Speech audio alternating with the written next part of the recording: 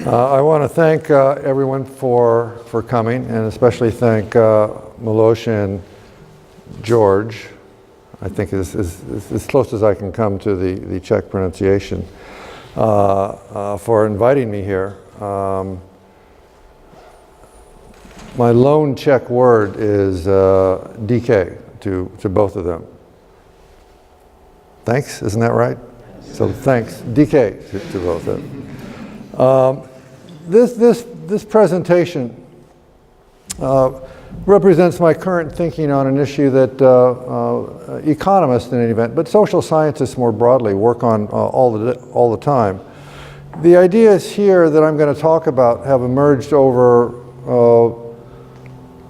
my research over my professional life, a longer period than a period that started before most of you in this room were born. So you'll have to bear with me in terms of the generational aspects here. My thinking has evolved and it continues to evolve, so this does not necessarily represent my final thinking about these issues. But the issue I want to look at is this one. Is economics useful for public policy? I will say at the start also that if you are looking or expecting to see many slides in this presentation, you will be disappointed. This is it. This is the single slide.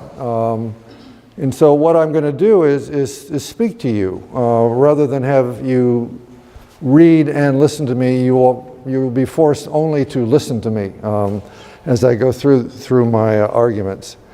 So, is economics useful for public policy? The short answer is yes, of course. But there's a longer answer, and it's the longer answer that I want to go into. I think it's fair to say that economists have always played a central role in major public policy debates around the world.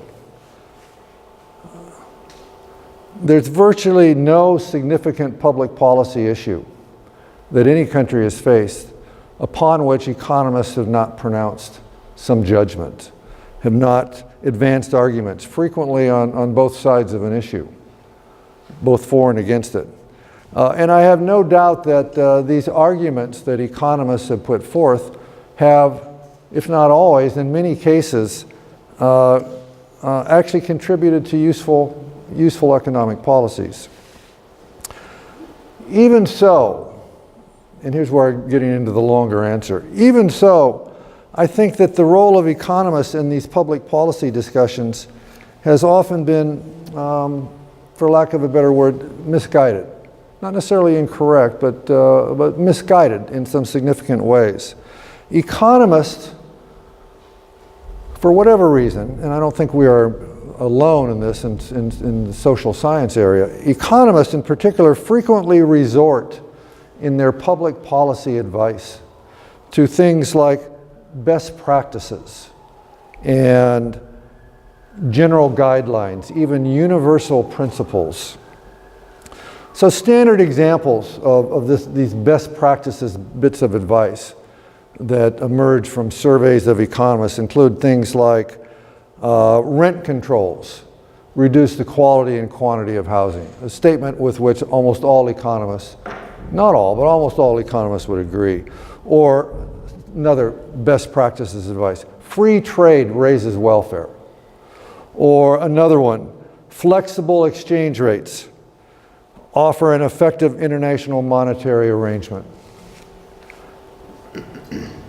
Or, unless they have inside information, a last one, unless they have inside information, very few investors can make accurate predictions about whether the price of an individual stock will rise or fall on any given day. The so-called, maybe you've heard of this, Washington Consensus, policy guidelines, best practices guidelines that emerged back in the 1990s, given some article by Williamson, about how countries in transition should devise their economic policies, listed essentially 10 best practices, pieces of advice. And the IMF, the International Monetary Fund, has actually just recently started a series called How To decentralized, how to reform taxes, how to have an effective exchange rate regime, that lists these best practices in a very simple how-to guideline. In the narrower context of tax policy, where I spent virtually all my professional life, there are similar sweeping statements that most economists would agree with. Things like effluent taxes are a more efficient approach to pollution control than regulations. Again, these are statements that if you do a poll of economists, you'll usually get like 90% approval. You hardly ever get 100% approval from economists on, or agreement from economists on anything. So effluent taxes are more efficient than regulations. Or taxes on tobacco discourage smoking. Or the individual and the corporate income tax should be integrated. Something that will usually make people's eyes glaze over very quickly.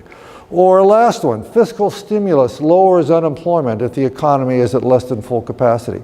Again, these are sweeping statements, universal principles, best practices with which most public finance economists like myself would agree. And again, I have little doubt that these best practices, bits of policy advice, have in many settings actually contributed to useful economic policies.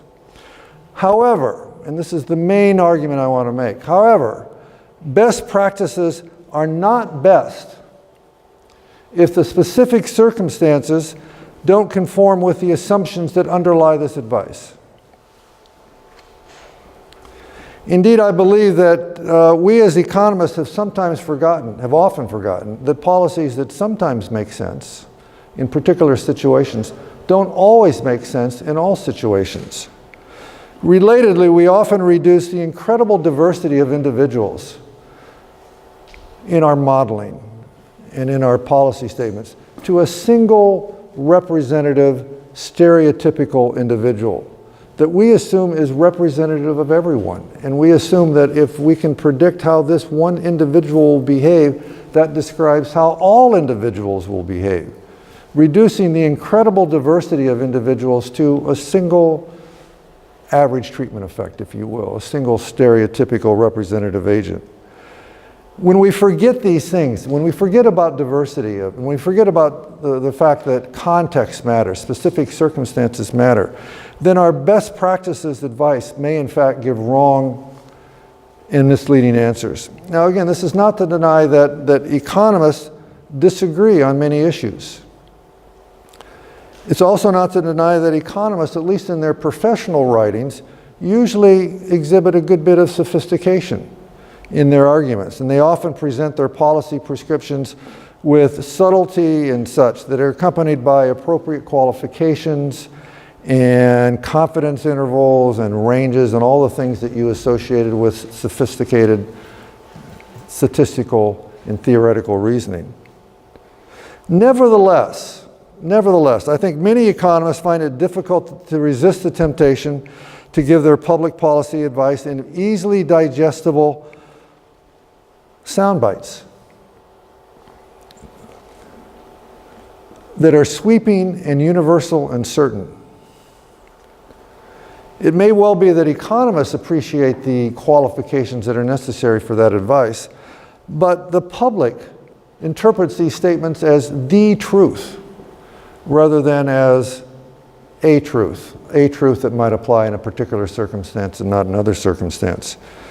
And we, as economists, seldom discourage the perception from the public about our ability to pronounce the truth to the masses, if you will, to let people think that we know more than we actually do.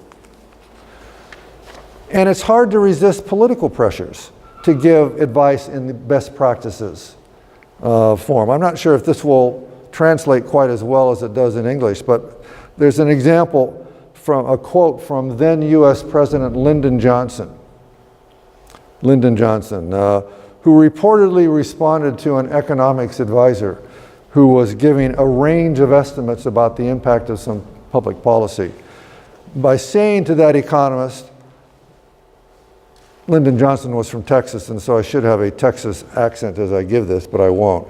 But the president said to the economist, ranges are for cattle. give me a number. In other words, he wanted a precise numerical estimate of how this policy would work. He didn't want a range. He didn't want probabilities. Another statement that may be better known comes from another former U.S. President, Harry Truman, who was talking about, give me a one-handed economist, because economists tend to do on the one hand and on the other hand.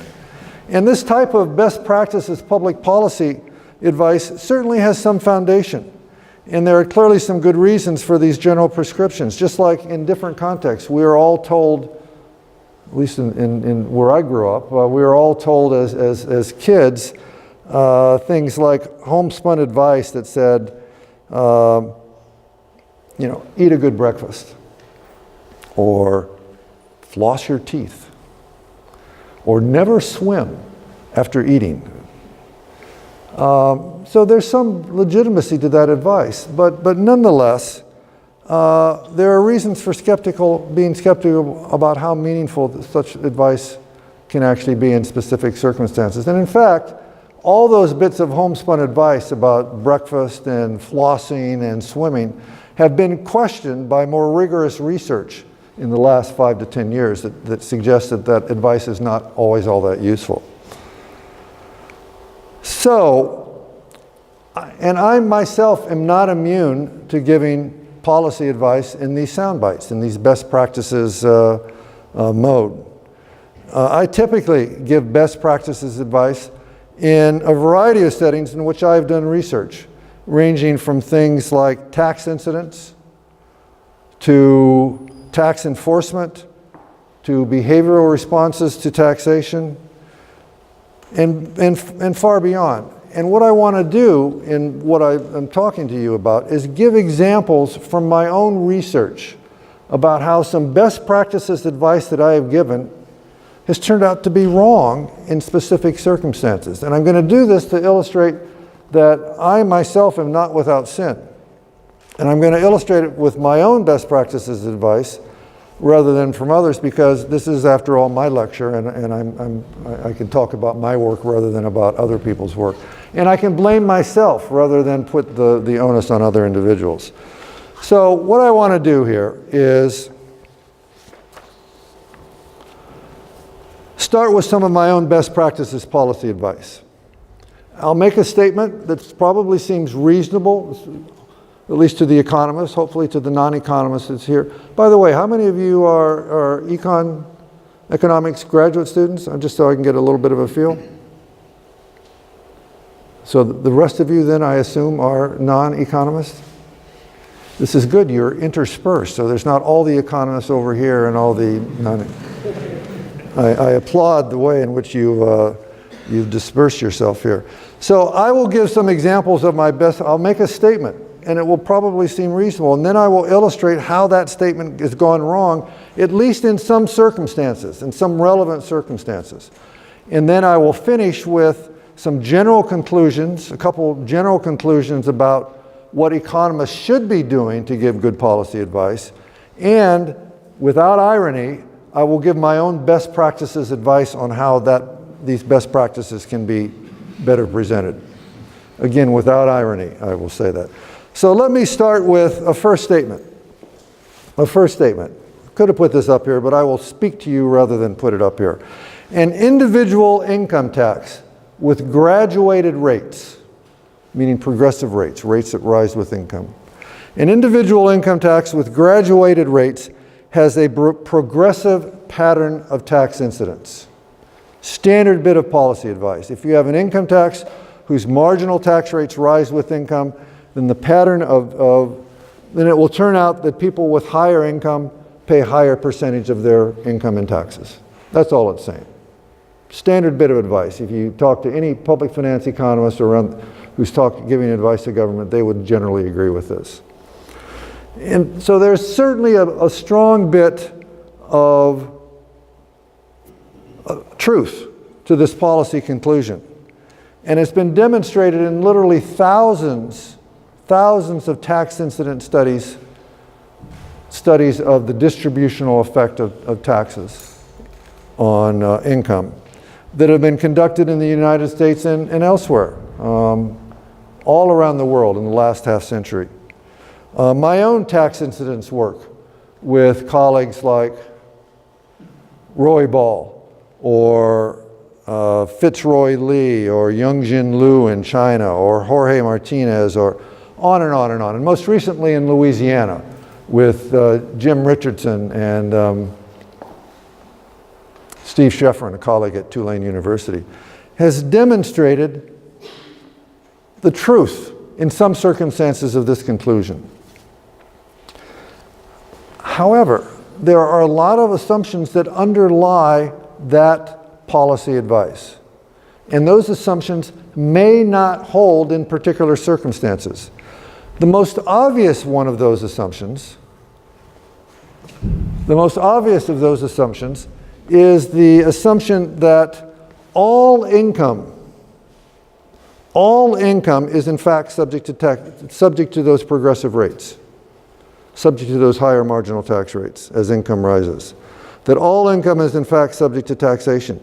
And that assumption is clearly wrong in some settings. It's clearly wrong in settings where legal tax avoidance means people don't pay taxes on certain forms of income, or where illegal tax evasion means that people don't report all of their income. In particular, in work that I conducted again, before many of you were born here, back in the 1980s in Jamaica, as part of a tax reform project that we were working on for the government of Jamaica with Roy Ball and Matt Murray, we found that the individual income tax had a highly progressive statutory tax incidence that was reflective of the very steeply progressive marginal tax rates they had at the time. At that time, they had marginal tax rates that started at 30% of income and rose to close to 60% on income at that time that was in Jamaican dollars, 14,000, which at that time was about 3,000 US dollars. So 60% marginal tax rates on an income of $3,000, very high. And so when we did an estimate of the taxes that people paid as a percent of income that was legally reported in the tax base, we found, in fact, that the tax rates increased fairly steadily from 7% on the lowest income groups to 44% on the highest income groups. Very steadily rising marginal tax rates, consistent with that best policy advice. However, as part of this reform, we also tried to estimate how much income was not in the tax base, either legally because of people receiving compensation in untaxed forms, fringe benefits, I don't know what they would be called here, but probably health care, maybe housing allowances and such, you might get compensation for, but you don't have to pay taxes on. But there was also enormous amounts of tax evasion in Jamaica that we were able to estimate. Evasion because people did not report all of their income even when they filed tax returns, or a lot of people did not even file tax returns. That's the subject of a longer and more detailed seminar. I can give this afternoon in the econ department if you would like. But we found, in other words, there was lots of income that was not taxed. And when we included that income in the tax base in our incidence studies, we found that the average tax rate that people paid rose a little bit for the lower income taxes, for the lower income classes, excuse me, and then fell quite significantly for higher income groups. Why? Because the higher income groups were more successful in receiving income that was not taxed or in evading their income. I found similar results for payroll taxes in Jamaica, where if you look at the incidence on the legally declared income, it looks like there's a moderately progressive pattern of incidence. But when you include avoidance income and evasion income that's not actually in the tax base, the tax burdens decline quite significantly with income. And there's been work, you might say, well, this is all an artifact of looking at a poor developing country like Jamaica. There's work for the United States by Joel Slimrod and Andrew Johns that also looks at tax incidents when evasion is taken into consideration. And they find that taking that into consideration very significantly changes the conclusions from standard best practices incidence advice. So the underlying assumption for that best practices advice may not be true. All income is in fact not taxed. And when you recognize that and incorporate that into your analysis, you end up with very different bits of policy advice. So that's one example. The second example, related. See if you agree with this. See if you agree with this. A sales tax, like a value-added tax, a sales tax has a regressive pattern of tax incidence. Now what's that mean in plain English? It means that lower income groups pay a higher percentage of their income in taxes than higher income groups. That's what a regressive tax means. That seems unassailable. That seems unassailable. And that's what almost all economists would suggest would be the conclusion about who pays a sales tax, a general sales tax. It's regressive. It's going to hit low-income individuals more heavily than high-income individuals. Again, studies of incidence of sales taxes using a similar methodology to the income tax methodology that I briefly alluded to typically conclude that general sales taxes or value-added taxes or consumption taxes more broadly have a progressive pattern of incidence. And that stems from the empirical observation, which is true, that consumption as a percentage of your annual income declines as your income increases. So the rich spend more in dollars or in Corona than lower income individuals, but as a percentage of their income, that percentage declines. And that's found around the world. That means that a tax on consumption will be borne disproportionately heavily by lower income individuals. The pattern of incidence will be regressive. Lower income individuals will be hit more heavily than higher income individuals if it's a general tax. And that conclusion shapes the views of many people about consumption taxes generally. However, although I think we can safely assume that a consumption tax overall is going to be regressive, that doesn't mean that we can safely assume that consumption of specific items has that same pattern. Consumption of specific items may exhibit a very different type of pattern. Just because households with lower levels of income consume more of their total income on total consumption doesn't mean that they spend more of their income on specific items. And in fact, they don't. They don't. The pattern of consumption varies quite significantly depending upon the specific item. So for example, consider, as we did in a recent tax reform in Louisiana, consider expanding the taxation of consumption, including services that people buy. Services. Now, the standard objection that when we made this recommendation to the legislature was that a tax on services would be regressive because a consumption tax is regressive.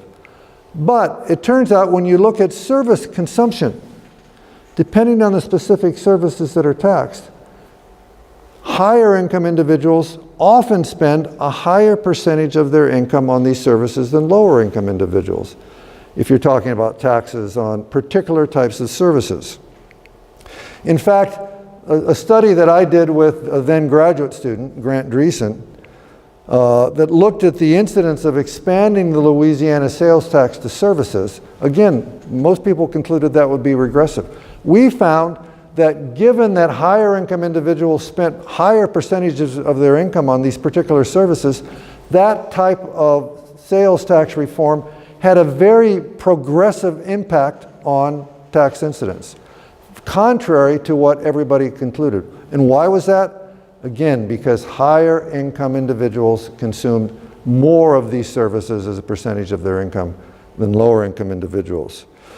A colleague of mine at Tulane, Steve Schefferin, also looked, and this is even more surprising, at what would happen if you included food in a sales tax. Because at present, many countries exempt food from general sales taxes.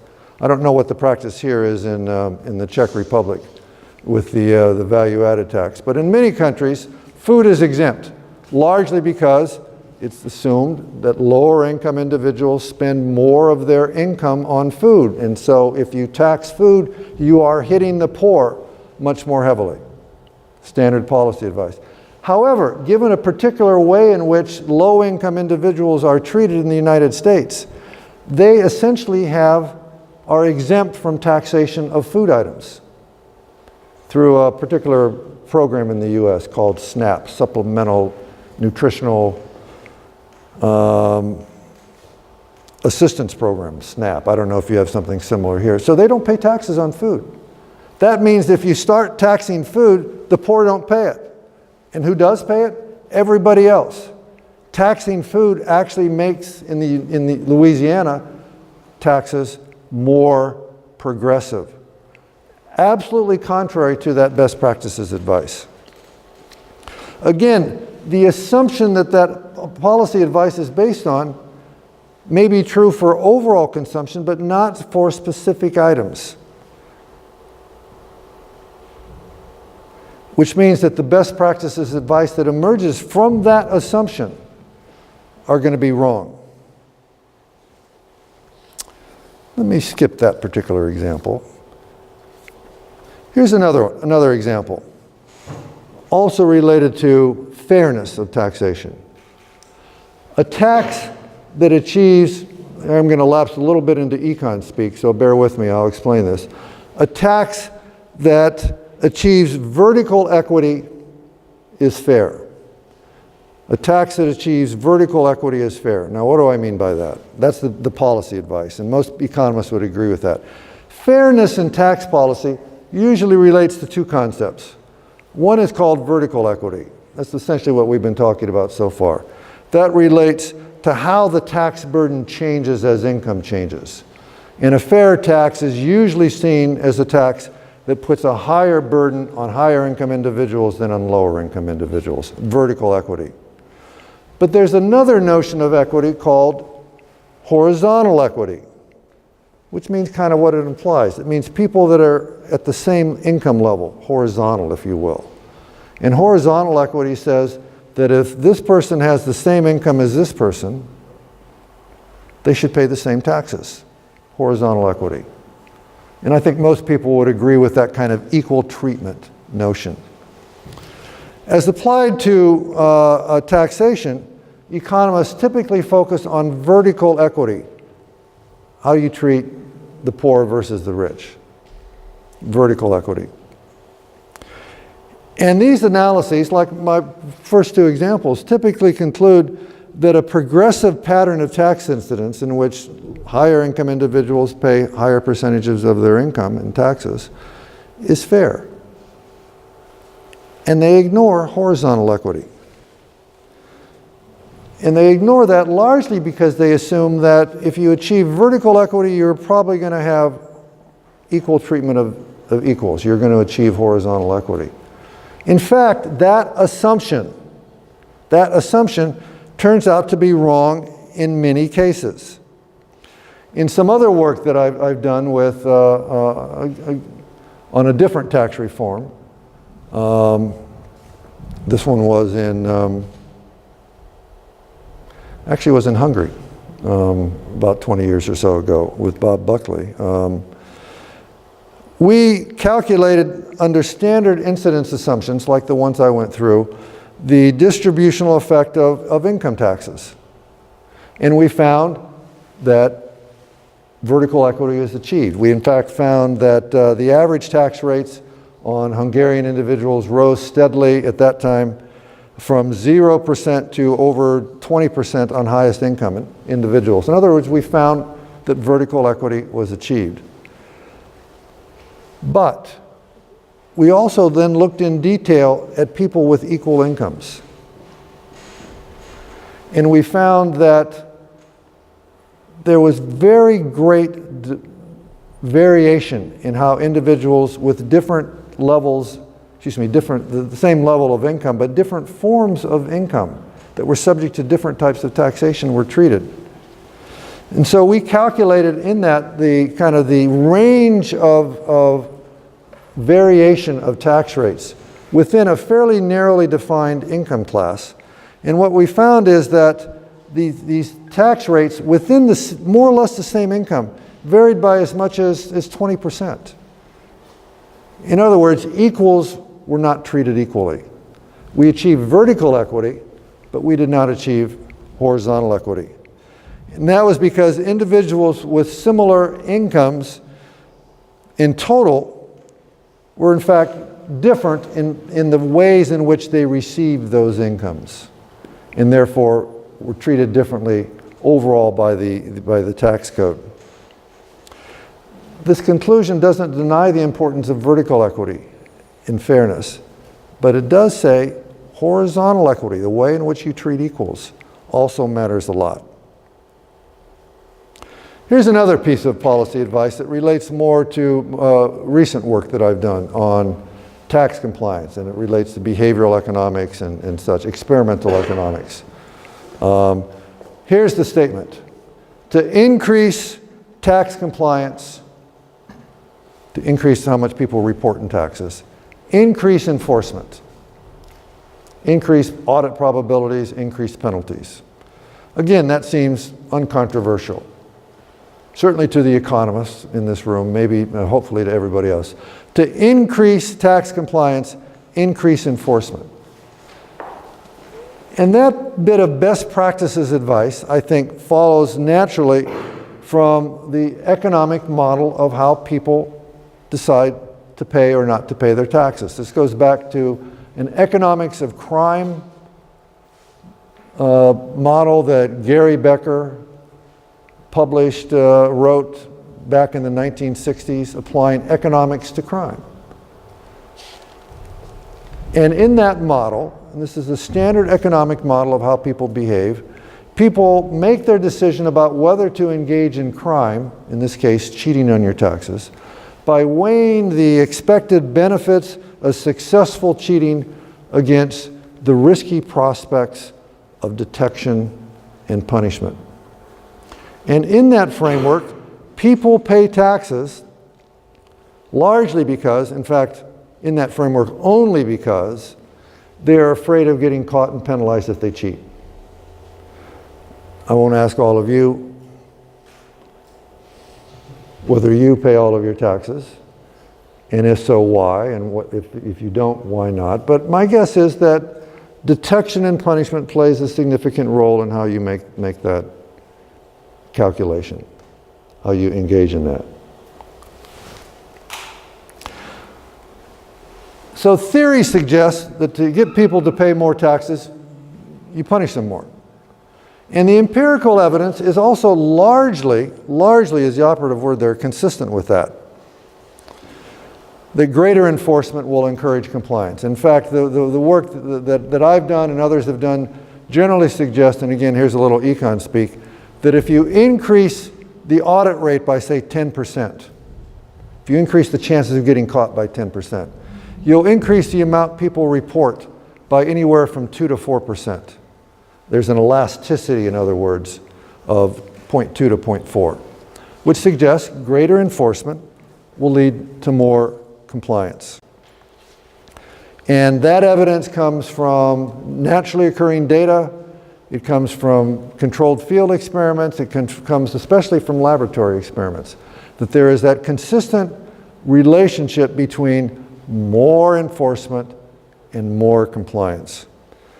However, there's always a but here. However, there are numerous reasons for some caution in that conclusion, in that piece of best practices advice. The implicit assumptions underlying that people are purely rational and balance the expected benefits and costs in making their decisions may not be correct. Last year, some of you may have been here for a presentation by Carrie Deck, who talked about lab experiments. And lab experiments have generated conclusions often that are divergent from that economics of crime model. Also, maybe some of you have noticed that the Nobel Prize in Economics just this last week was given to Richard Thaler, a University of Chicago economist, behavioral economist, whose work demonstrates that people are not always that purely rational, maximizing, calculating agent that economists assume. They may behave in different ways.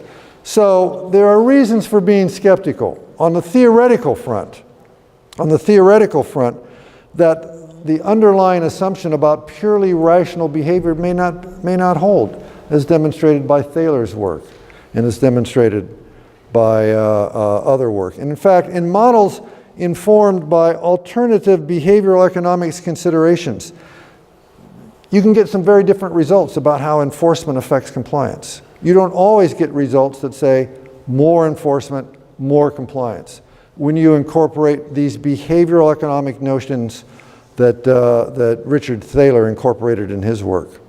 For example, these models assume that people may be motivated by lots of other different factors than simply weighing financial benefits and costs. They may be motivated by ways in which the compliance decision is framed, either as a gain or as a loss. They may misperceive the true costs of their actions. They may not know exactly what their chances are of getting caught. They may overweight probabilities or misperceive probabilities, as suggested by behavioral economics. They may have difficulty making all the computations that are necessary for that rational economic person to make sense. And they may be motivated by a range of other factors beyond simply financial benefits and costs. I mean, what motivates you in your decisions? Are you always just calculating, does this increase my utility? Or do you consider fairness? Do you consider morality? Do you consider shame or guilt or altruism or patriotism or social customs or sympathy or empathy? Do you consider any of these other factors, all of which kind of emerge from behavioral economics considerations? And when you do incorporate those other notions, then you often get very different theoretical results about how enforcement affects compliance. But perhaps of more relevance in terms of disputing that bit of policy advice, the empirical evidence upon which that 0.2 to 0.4 response, that elasticity, is based, is far more problematic than people usually recognize. My own empirical evidence with either field data or laboratory experiments suggests that more audits usually increase compliance, but that response is generally small and variable and kind of nonlinear. That first increase in enforcement has a pretty big impact, and then the next increase is smaller, and then the next increase is smaller and smaller, and so on. We also find there's some field experiments that have been done on compliance in which people are sent messages, letters, if you will, from the tax authority. This is true. That says things like, Milosh, your return is going to be very closely examined this next year. And what that message is trying to do is send a message to Milosh that your chances of getting caught if you cheat are going to be greater. Or there might be another message sent to George that says, George, thanks for paying your taxes, or thanks for paying your taxes.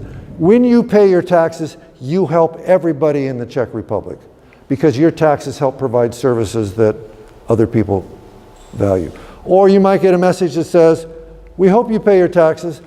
9 out of 10 people in the Czech Republic pay their taxes, trying to establish kind of the norm of what is or maybe 95 out of 100.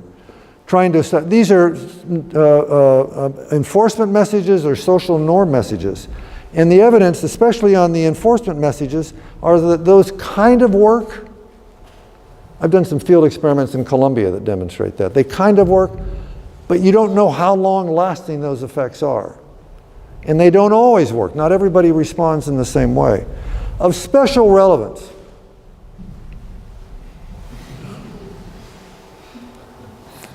Thunder outside? Of special relevance. Of special relevance. The lab experiments that I've done, hopefully lab experiments that will also be done here, generally with Mike McKee at Appalachian State University in the United States. Lots of things going on here in Brno. Find enormous variation in how people respond. Now, keep in mind that in lab experiments, what we can do is put subjects in an environment, have them earn income or give them income, and ask them to report their income. And in that environment, we can say, we can increase the audit rate, we can increase the penalty rate, we can send them messages, we can do lots of different things. But we can do those one at a time, holding constant everything else. And what we've done what Mike and I have recently done is compile data from probably the 30 different laboratory experimental papers that we've written, reduce that to those experiments that are where the design are identical, different students, different subjects, but identical design. And we've looked at, in particular, one response. How do subjects respond to changes in audit rates, and changes only in audit rates? And what we found over the approximately 10,000 observations that we have looking only at that particular issue is that when we estimate the response of these 10,000 subjects to higher audit rates that range from 1% all the way up to 50% in different experiments, but we pool all these observations together, we find that our overall estimate of the responsiveness is that a 10% increase in audit rates increased compliance by 2 to 4%, the standard result that I referred to before. But what we also find is that result is driven largely by only about 1/3 of these subjects who respond to the higher audit rate by increasing compliance. And in fact, if we do our empirical work looking only at that 1/3 of the subjects who respond, not surprisingly, we get a very large response. A 10% increase in audit rates increases compliance by 10% or more. But what about all the rest of these subjects? We found that, again, remember, this is an experiment where we're only changing one thing, at least in the numbers we're looking at. We find that about half of the subjects don't change their behavior at all. Most people don't change at all with higher enforcement. And we find something more surprising. About 1/6 of the subjects, I'm approximating, about 1/6 of the subjects respond to a higher audit rate by cheating more. By cheating more. When you put all these different responses together, that's where you get that overall response rate of the 2 to 4% to a 10%. But there is enormous variation in how people respond. Enormous variation. All this evidence suggests to me that that average treatment effect, that 2 to 4%, is of interest and of relevance, but it is not necessarily the most interesting response, the most interesting result from these empirical work. So all this suggests to me that there is certainly some truth to the basic economic model of crime in how people respond. But it relies on standard assumptions about how people behave that apply to some people and not to others. And we need to recognize that diversity of behavior if we're really trying to devise policies that work in a more general setting. In other words, there are many, in the context of compliance, that although many individuals are motivated by narrowly defined and individually based financial considerations, there are many other individuals, maybe many in this room here, who are influenced by non-financial considerations, like empathy or sympathy or guilt or shame. There are many other individuals who are influenced by social considerations, like altruism, or doing the right thing, or social norms. In other words, we can't represent all individuals by a single type. And when we try to do so, our best practices advice will give misleading advice. Some other work that I've done on, even at the firm level, demonstrates great variation in the way firms behave. And some work I've done on environmental compliance with Jay Shimshak demonstrates that as well. Let me jump ahead to I'll give you, I think I'll skip that one too. Let me jump ahead to one last example and then I'll try to sum up. My last example is my most recent one. I don't know if tax reform is an issue here in the Czech Republic. If it is, almost certainly the discussion of tax reform would be along these lines. Here is the best practices advice. Tax reform should broaden the tax base to allow lower and uniform tax rates. I'll say that again. Tax reform should broaden the tax base to allow lower and uniform tax rates. The standard, nearly universal advice for tax reform is that mantra of broad-based low rate. If you look at the abbreviations, BBLR. In fact, in New Zealand, that's how tax discussions always start. Should we further go along with the BBLR policies of the past? Broad-based low rate tax reform.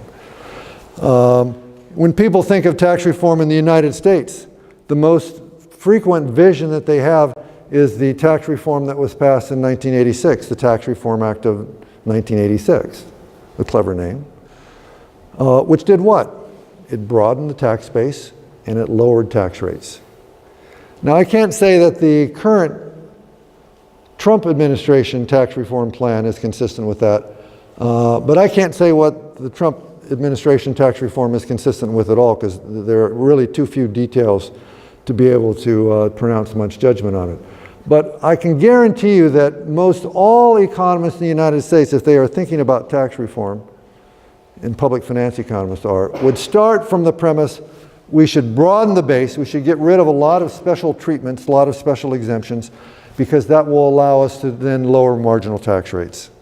And indeed, in all the tax reforms I've worked on, which range in places from Jamaica, as I talked about, to Egypt, Turkey, Hungary, China, Pakistan, Tunisia, Colombia, on and on. Most recently, Indonesia. Overseas and domestically, most recently, Louisiana, have followed that. And there are good reasons for that. There are good reasons for that advice. A broader tax base can generate more revenues if you don't change rates. But if you want to, you can lower rates and generate the same amount of revenue. It's called a revenue neutral reform. A broader base that treats all forms of income equally, that gets rid of special exemptions for special forms of income, helps achieve both horizontal and vertical equity, because people at the same level of income, even if they receive income in different forms, will be treated differently, and people with different levels of income, higher levels, will pay more in taxes. That's called sometimes a tax on comprehensive income. And that is generally seen as being more equitable vertically and horizontally. Furthermore, a broader tax base that taxes all activities at the same rate reduces inefficiencies, because people no longer have an incentive to try to shift income from one form that is high tax to another form that is low tax. And so those types of distortions in behavior are reduced and it becomes more efficient. And for that matter, if you have a broader tax base, you can lower tax rates, and that, as the economists in here can well know, that also lowers efficiency costs. So there's lots of good reasons for a BBLR, for a broad-based low-rate system. However, that general best practices advice ignores the many ways in which real-world tax policy, optimal real-world tax policy, diverges from that broad-based low-rate guideline, largely because real-world tax systems differ markedly from those assumed by that framework. On efficiency grounds, we often diverge for good reasons from the broad-based low-rate guidelines by excluding a specific tax base that theory suggests should be taxed because we believe that it may be too costly to tax that. Imputed rental income, unrealized capital gains, in-kind income. It's hard to measure that. It's hard to tax that. And so we don't tax it. It should be, but we don't. Why? Because it's simpler to do so. And that there are good reasons for not taxing it. We sometimes don't tax some types of activities because we want to encourage them. So in the United States, we give exemptions, we give deductions for people who donate money to charity. Or we give deductions or exemptions to people who buy a house and have to pay interest on the borrowed money because we're trying to encourage home ownership. So we don't tax those types of activities, even though the broad-based low-rate guideline would suggest that we do so. We may give tax incentives for certain types of activities because we think doing so will create the incentive to generate more growth.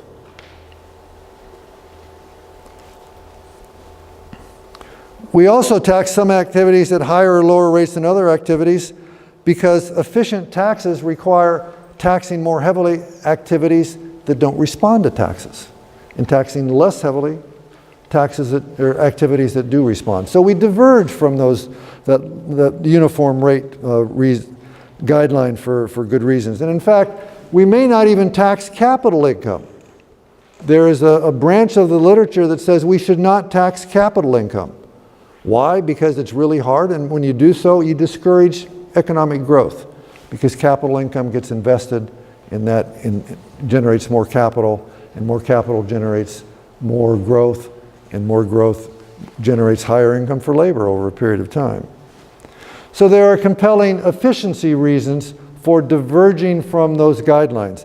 There are also compelling equity reasons for diverging from them.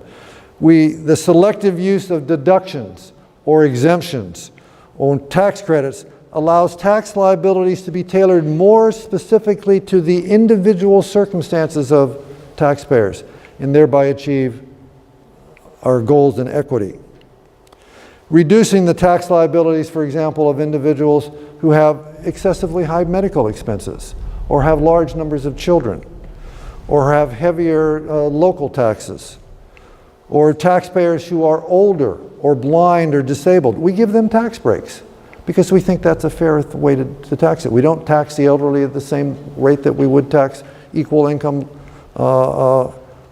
younger individuals. Indeed, a tax base that diverges in significant ways from the broad base may offer a greater opportunity to impose progressive tax rate structure and thereby achieve equity. And political considerations, no doubt, enter into this all. And my own recommendations on tax reform also, in many places I've worked, reflect these kinds of extra considerations beyond the mantra of broad-based low rate. Again, the most recent tax reform in Louisiana, we state in the preamble to our proposals, we believe that you should pursue a broad-based low rate strategy. But we, in our specific recommendations, we recommended expansion of the sales tax base to include some, but not all services, largely for equity reasons. We recommended an expansion of the income tax base to include some, but not all, the deductions and exemptions and other special treatment, largely for equity and efficiency reasons. And we recommended the elimination of many of the investment incentives, but not all of them, because we thought that some may be justifiable. So in many respects, that broad-based low-rate best practices advice assumes that there is a single representative type of taxpayers. If all taxpayers are essentially alike, then there's no reason for the tax system to treat them differently or to have variations from that broad base in taxation. However, if individuals and households differ markedly in many multiple dimensions, then we want to differentiate how we treat them in order to achieve our goals in taxation. So all of these considerations suggest that a broad-based low-rate approach may sometimes be the correct way to proceed. But it may also be proper to diverge in very significant ways from those guidelines, depending, of course, on specific circumstances. So I could go on and on with that, all these examples, but I won't. What I want to do is essentially summarize these conclusions and then give my own best practices advice, again, without irony. So,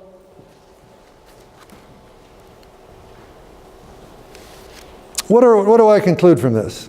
Two basic conclusions from all of these analyses. By the way, there is a longer paper upon which this address is based, and I can give you an autographed copy if you are masochistic enough to want that. But you can read about these in more detail. But the two basic conclusions that I come from with this is the following. First is a cautionary and a negative conclusion. The specific circumstances differ so profoundly across individuals, across firms, across markets, across countries, across time, that most any attempt to define best practices that apply in all circumstances will lead to profoundly misleading policy advice. Not useful in that context. The search for a theory of everything that economists inevitably try to pursue, a general scheme that specifies for all time and all settings best practices advice is certain to fail, I believe. There are simply too many features that must be known but that are unknown and perhaps even unknowable to implement any best practices prescriptions in all these different settings. These difficulties should not discourage the search for specific policy guidelines that apply to a specific setting at a specific point in time. But such guidelines will necessarily be couched in the specific circumstances under consideration, and they will be quite likely to apply elsewhere. And I say this in the context of economic policy advice, but I think it applies more broadly to any social science advice, whether we're talking sociology or anthropology or political science or on and on. We want to come up with a general policy prescription, a holy grail, if you will. And that just doesn't exist. So that's my first conclusion. It's negative and it's cautionary. Don't try to come up with best practices that apply everywhere. But my second bit of advice, and this is more specific to economics, is a little more optimistic. Even if we as social scientists, as economists, can't identify the truth, a universal truth, a best practices truth, we can often identify a truth. And the possibility of identifying a truth that applies in some settings suggests the ways in which economics and social science more broadly can play, I believe, a useful role in public policy discussions. So my second conclusion is more positive. And that is, I believe that economics is most useful in one specific dimension. Economists should continue developing multiple theories that inform public policies, but we should also focus our efforts on identifying and testing the critical assumptions that underlie those theories. Because the validity of any of these theories are going to depend ultimately on the validity of these assumptions. In short, we need theory. And theory is essential in understanding the world and making policy advice. But the world changes. And theories change. At least they should change. Theories that are based upon assumptions that capture the specific circumstances and institutions and even the motivations that are facing individuals in specific settings can help identify the effects of policies in those settings, including the way in which those effects depend upon the assumptions that we're making. So it's no exaggeration, I think, to say, maybe some of you are thinking, theory, I don't want to mess with theory. And when I talk about theory, I'm not talking about writing down equations. Economists have to do that, but not everybody. It's a framework for thinking. You should think of a theory as a metaphor. It can't represent reality, but it represents all of reality. It represents one aspect of reality. A metaphor is meant to symbolize something. And that's what you should think of as theories. Everyone has a theory, even if it's not well articulated. If you think, for example, that expanding transfer payments to the poor will make them better off, you have a theory. If you think that increasing enforcement will lead to people complying more with laws, whatever form they are, you have a theory. You may not write down the equations, but you have a framework for thinking about that. And I'm encouraging you to develop those theories, but also to recognize the assumptions that underlie those theories. It's essential to recognize there is no such thing as a single theory that applies in all circumstances, because the assumptions that underlie any theory are necessarily restrictive, and they apply in some settings and not in others. Instead, again, we need to recognize that theories are metaphors.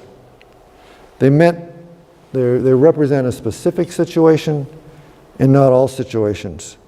And the ability to choose wisely among all these different theories that we can, all these different frameworks, all these different metaphors that we have, defines a good scientist, a good economist, a good social scientist. So those are my 2 bits of advice. My own best practice, my conclusions, I should say. So to summarize, essentially what I'm saying is that we as economists should not attempt to identify simple one-line media-friendly bits of policy advice, but rather we should develop and test and continually update our theories, focusing our efforts on identifying the critical assumptions that drive those results and testing those, the validity of those assumptions. So this message, I think, is in the spirit of policy advice that's given by far more accomplished economists than I. People like some Nobel Prize winners among the list. There will be Nobel Prize winners. Charles Mansky on public policy under uncertainty, or Jim Heckman on the external validity of policy innovations. Danny Roderick, noted economist at the World Bank and now back at the university, on the value of economic models.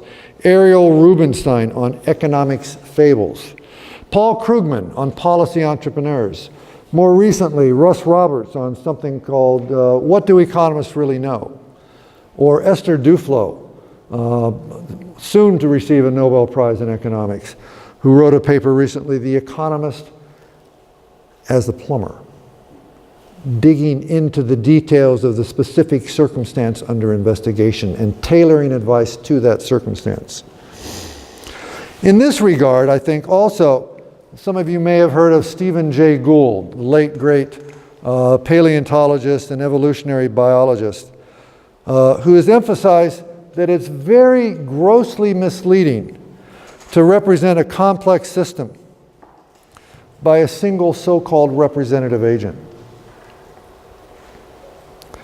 who behaves in some average or stereotypical way. Why? Because Gould emphasizes that most systems have incredible variety, what he terms a full house of behavior. In fact, he has a book entitled Full House. It's a great book, you should read it. And it's very accessible. And what he concludes is, in fact, that the proper understanding of any system, and so the proper design of any policy, requires recognizing that full house of behaviors. In fact, what he argues is that the way that a system behaves, and by extension, the way that policy advice should work, generally involves ways in which the extremes of this full house of behaviors behaves. The way in which the system evolves depends upon the ways in which the extreme types of species and organisms happen to respond to system. The way in which a system changes over time is attributable largely to changes in the amount of variation within that system, the full house of behaviors, in other words, rather than to changes in some average, representative, stereotypical. This lesson, I think, is especially apt for public policy. People exhibit remarkable diversity. Just walk around Brno and look at the huge variation in behavior. To return to the specific case of tax compliance, there are individuals who always cheat, regardless of the incentives. There are individuals who always comply, regardless of the incentives. There are some who behave as if they are maximizing, here's econ speak, the expected utility of the evasion gamble.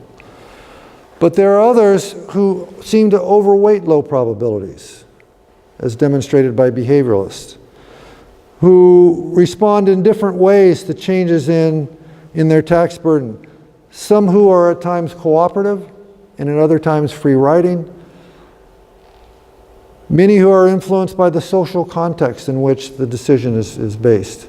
Many who are influenced by guilt or shame or morality or social norms or whatever. There's a full house of behaviors. And we need to design policies that address this full house, rather than policies that address our average representative individual. So, without irony, here's where I'll finish. Here are my own best practices for economists wanting to do policy analysis, or for social scientists wanting to do policy. First, economists, all of us, need a full house of theories. A full house of theories to explain these full house of behaviors. These theories should build upon, I think, mainstream economics approaches, the standard maximizing model, but they should also not be limited by that standard economic framework.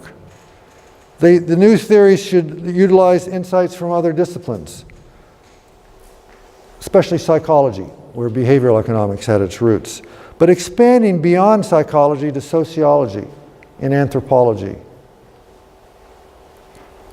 and other social sciences, in order to understand better those features of naturally occurring settings that are likely to affect individual and group decisions. Using alternative approaches, I can't help but improve our understanding. That, by the way, goes both ways. Other social scientists should recognize the insights, perhaps limited, but nonetheless the insights that economists can bring to the table as well. We need a full house of theories. Second, economists and all scientists are working with the theory. They need to be explicit about the assumptions that underlie their theories and underlie their empirical work. A lot of those case studies, examples of best practices advice that are wrong because the empirical data upon which those best practices advice don't necessarily apply in all settings. Evasion, services, those types of activities.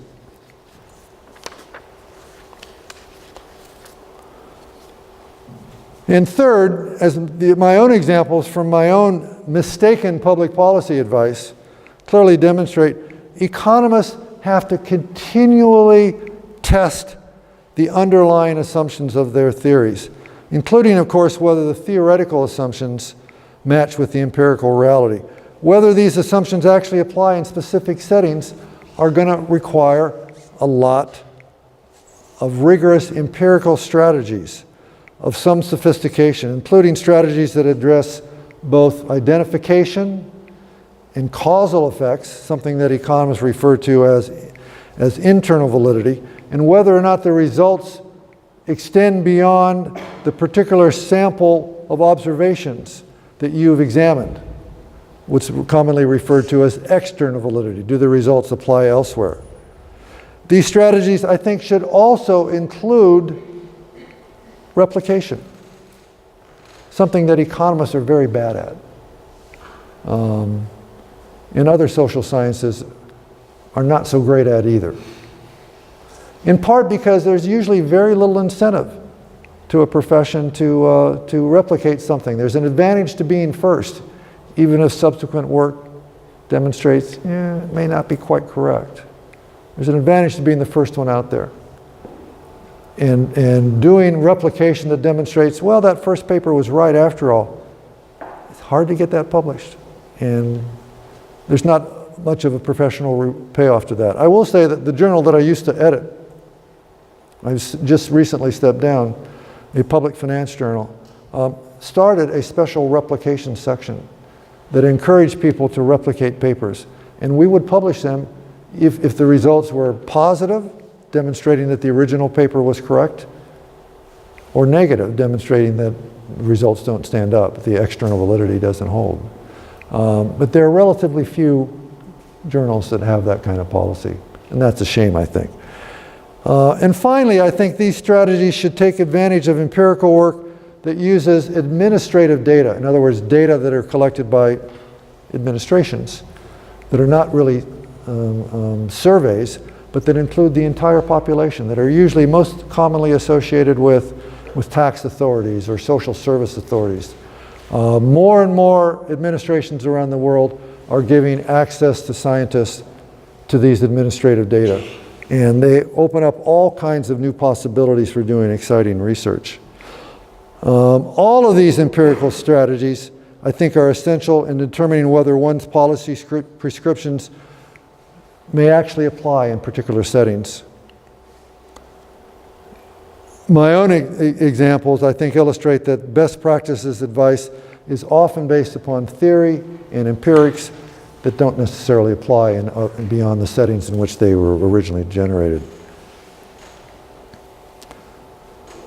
But I think my examples also demonstrate that useful, at least I hope, useful public policy advice can emerge once the complexity of the real world is taken into consideration, once the validity of these assumptions, theoretical or empirical, is actually examined to see whether or not they apply in the particular settings that you're looking at.